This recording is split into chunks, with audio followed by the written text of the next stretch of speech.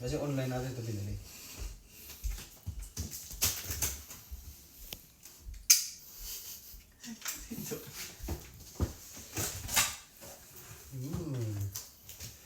Mas tuwang-tuwa pang tatay.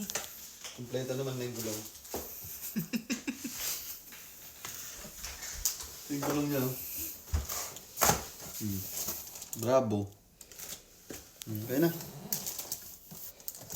Itim naman. Ay, hindi. Ito bang gulong na? Ilan to? Ito na dalawa. Saka na natin i-set up ng maayos. Tatlo lang pa. Dalawa lang? Ito bang gulong na?